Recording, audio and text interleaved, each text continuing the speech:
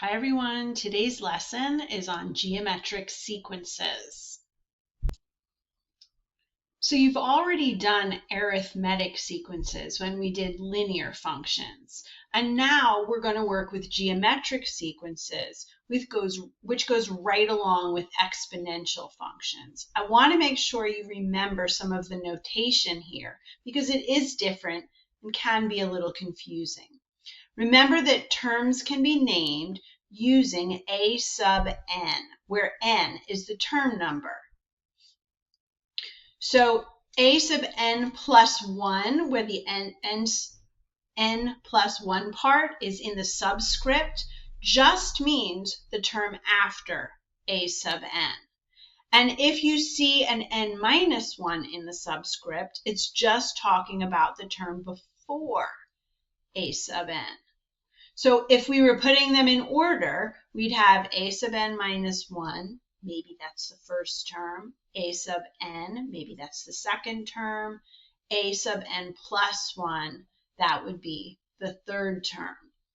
But this way, they could call n anything. They could give you any term number, and you know that if you take one away from that number, it's the term before it, and if you add one to that number, it's the term after it.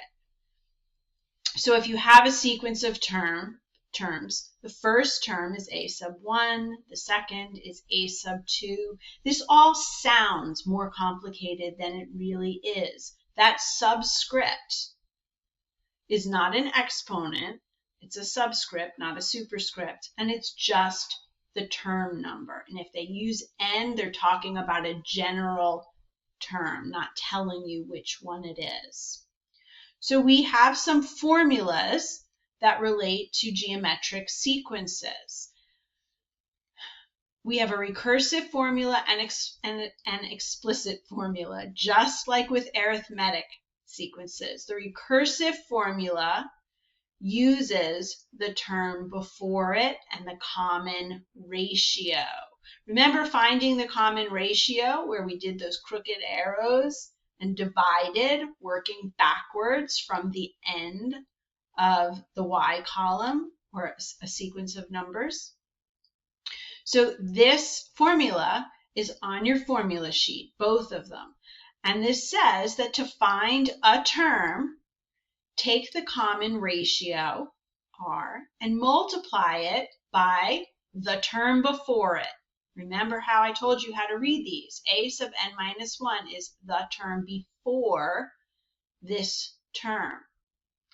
Recursive formulas really just tell you what the pattern to use. That's all. So the explicit formula allows you to find any term. It's just like with arithmetic sequences, we use explicit to find anything. We use recursive if we're looking for a term near one we already know, where we don't have to build up a lot of different terms to get there. A sub 1, remember, is the first term.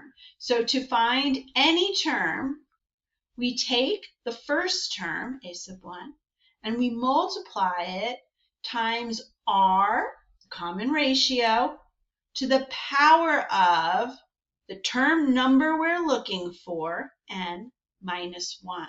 So n is the term number, and you have to remember that you're plugging in whatever term number you're looking for there. Let's look at an example. So we have the formulas here and a reminder of what all of the letters mean. Let's start with the recursive formula. We want to find the sixth term in this sequence, and the sequence begins 2, 6, 18, and the dots mean it keeps going. All right, so for the recursive formula, they made a table. And they looked for the pattern. They found the common ratio. And I have told you before, if you look at this, the domain of any sequence is counting numbers because it's term numbers. So you can make those your x's. and then use the sequence itself as your range, your y values in the table. So 2, 6, and 18. Now, how did they fill in the rest? Well, they identified the pattern as being 3, the value of r, the common ratio. I told you to make sure that you start at the end and do your crooked arrows and divide. 18 divided by 6 is 3, and 6 divided by 2 is 3. That 3 is our common ratio, our value for r. So to find the sixth term, a sub 6, it's equal to the common ratio, 3, times the term before it. So instead of the sixth term, we're looking at the fifth term. All right, we can't find that until you fill in the rest of this table, right? You have to work your way up to it. And so that's one of the drawbacks of the recursive formula, is that if they're asking you for the 20th term and you only have the first 3, that's a lot of work. But it is possible. You can keep multiplying by your common ratio until you get to the term you need. For the explicit formula, you can find the 100th term if you want to, as long as you know whatever the first term is, which we do, it's 2, and you know the common ratio, which is 3. So you can see that to find the sixth term, a sub 6, we take the first term, 2, times the common ratio, 3, to the power of the term we're looking for minus 1. Now they wrote that in a step here so that you can see it, where that 5 is coming from. Since we're looking for the sixth term, we use the power of 5 in the exponent here. And you just put it in your calculator, the right side of the equation only. You don't type in the a sub 6. Put in the right side of the equation and it'll give you that number. All right, let's practice with the recursive formula. So we're given the first term is 5. It's important that you recognize that that's what this is telling you. A sub 1, the first term, is 5. Great. All right, I need the next 3 terms of the sequence. To do it, I look at my recursive formula, and it tells me to find any term, look at the term before it, and multiply by negative 3. Great. I'll look at the term before this next one and multiply by negative 3. 5 times negative 3, that's negative 15. And to find this one, I look at the term before it and multiply by negative 3. Get the picture? It's really just giving you the pattern. So what would the next term be? Well, look at the term before it and multiply by negative 3. And there you go. So the recursive formula is great because it's just telling you what the pattern is, and as long as you have some place to start, you can continue the pattern. All right, let's practice with the explicit formula now. And I've put it there at the bottom so you have a reminder. Given this explicit formula, or we want to write the explicit formula for this geometric sequence. And I gave you some steps here to help you. To write the explicit formula, we need the first term and r. Great, I know this is my first term. I'm going to label it. Now I need r, the common ratio. You guys, it's just the crooked arrows. Start at the end always and divide carefully. Remember, this is negative divided by negative, which is positive. And you'll do it in the calculator. Make sure you did it right. Always check everything that you have. negative 15 over negative 3. Great. My common ratio is 5. That is my R. Okay. A sub 1, negative 3. Perfect. I have everything I need. All I do is copy the formula. Remember, A sub n is like y. You don't change it. You only plug something in for the n if they ask you for a term number.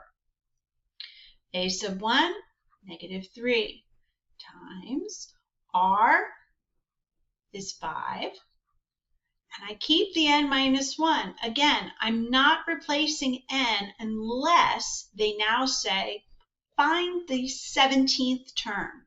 Then I rewrite this, making n 17. All right, we're almost there. I want to make sure I show you what some test questions will look like. Just like with arithmetic sequences, sometimes they change it up on us and they put it in function notation or standard form without that n minus 1 in the exponent. And we need to figure out how to work backwards for that. So because these are term numbers, right? The problem is we really don't have the y-intercept, right? The y-intercept is where x is 0. It's like looking for the 0 term. And all of these are written in standard form for an exponential function. No n minus 1 in the exponent. I know they're using different letters. They love to confuse you, but here you go. I have a trick for you. You can either check each one of these by plugging in one of the term numbers, maybe 3, doing the math on the right side and seeing which one works. I suggest always checking more than 1 point. So if you plug in 3 and get 54, maybe try plugging in 2 and make sure you also get 18. But if you find the common ratio here, you'll notice that you get 3. And if you keep working backwards, you can figure out what's missing here. If the common ratio was 3, dividing by 3 here gives me 2. And once I know that, I know my A value because it's my initial value. And it has to be letter C because it's the only one in exponential form with an initial value of 2 and a common ratio of 3. All right, you'll have some practice in class and quizzes and IXL. Here's a summary for you. Make sure that you practice some problems and look at some questions for me when we get back to class.